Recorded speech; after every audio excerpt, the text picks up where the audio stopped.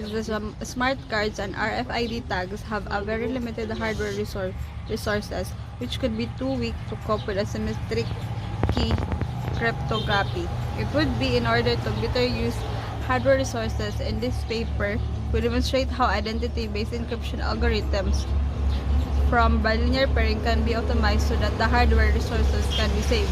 We noticed that the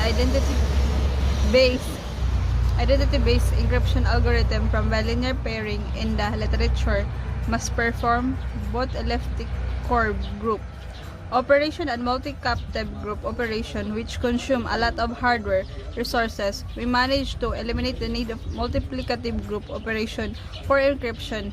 This is a significant discovery since the hardware structure can be simplified for implementing pairing-based cryptography. Our experimental results show that encryption algorithms save up to 47% of memory or 239 RAM bits in FGA implementation. So it's ingani about among research, sir. Introduction. Lightweight devices such as RFID-enabled cards and smart cards have wide application, such as identification and sensitive data storage. Because of the need of security, public key cryptography or PKC is becoming essential.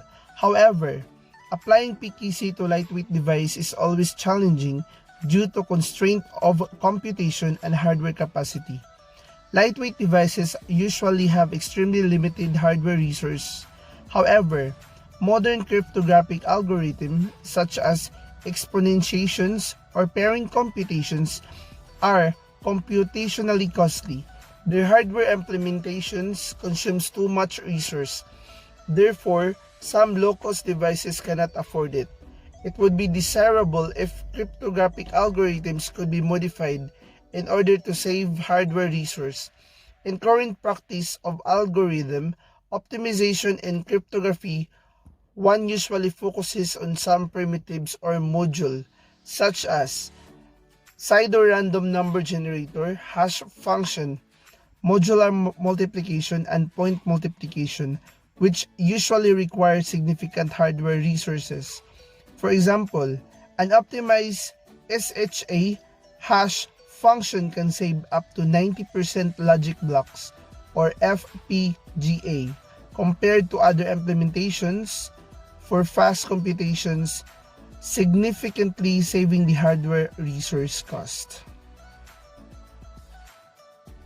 Encryption schemes 4, 14, 6, 7, 9, 15, 16, 17, and 18 under variant 19 have been proposed since Bonney and Franklin proposed the first secured and efficient IBE using bilinear pairings.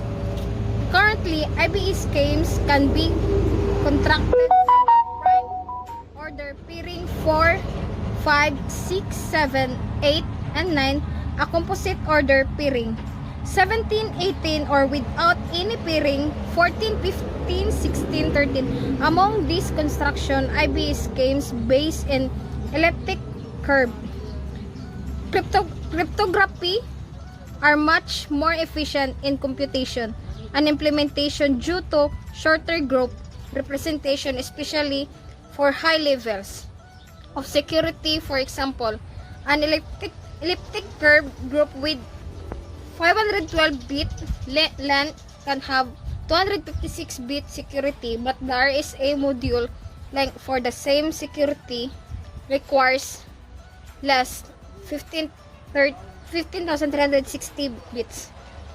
However, running the encryption algorithm for all pairings based IBE schemes required not only the point multiplication in the elliptic curve group but also the exponentation in the multiplicative group.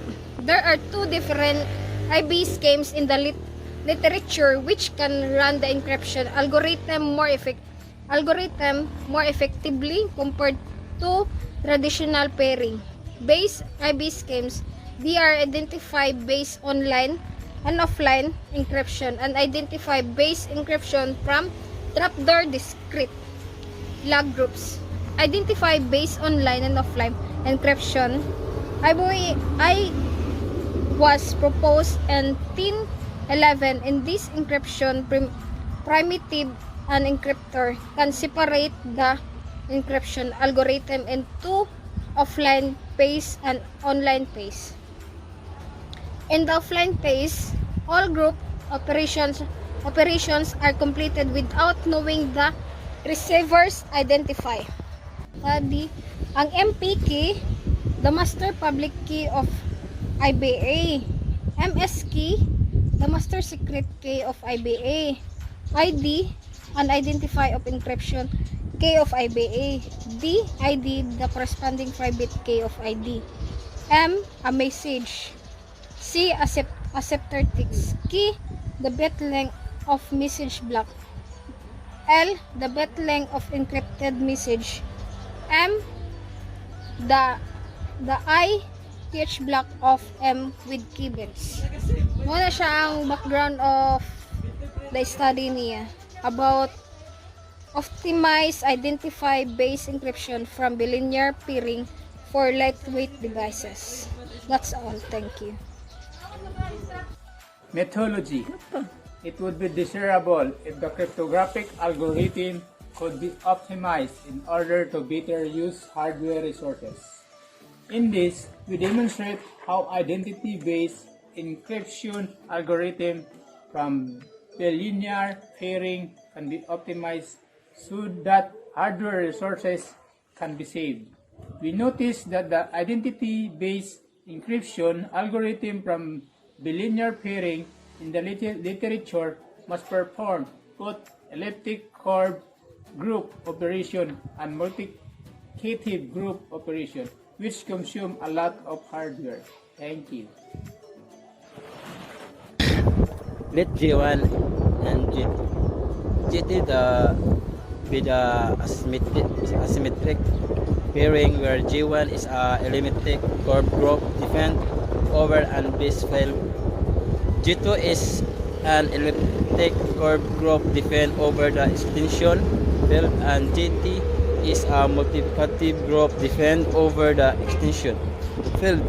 The hardware implementation of multiplication addition for the hardware implementation for experimentation is a GT has been studied in 21, 22, 23, 24, 25. One of the relatively efficient implementations was introduced by the Page and Smart 24 based on the Jelen 400XL device. The synthesis result indicates that the addition implementation of the extension failed.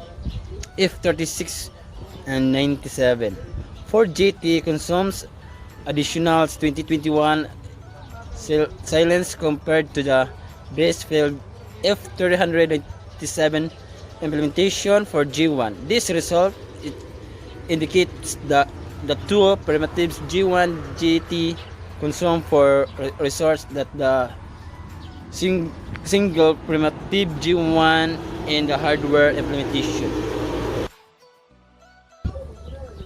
Conclusion: identity-based encryption has attracted a lot of attention since Boone and Franklin proposed the first fully secure IBE.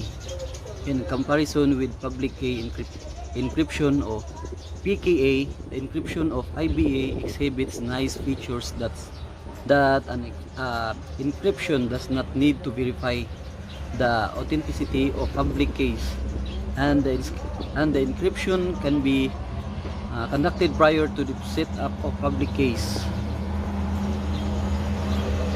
Suppose sensitive data on lightweight devices will be encrypted via either PKA or IBA and then sent over an insecure channel to a receiver. We found IBA is the only candidate encryption that can be adopted. This is because a public key of PKA must be checked to find whether it is expired or not prior to encryption. The expiry verification is based on the certificate system, which requires the device to know the current time. Unfortunately, lightweight devices such as passive RFID tags without onboard battery are implemented without the support system clock. Without knowing the current time, it is impossible to devices to check whether the public key has been expired or not. This public can be easily addressed using IBA. Let ID be the identify public key or receive. The device simply conducts the IBA computation using identify ID or IDR, where R is a random number chosen by the device in each time. In this case, before conducting a decryption, the receiver must apply the private key from the authority. Private key generator who will perform the authentication instead.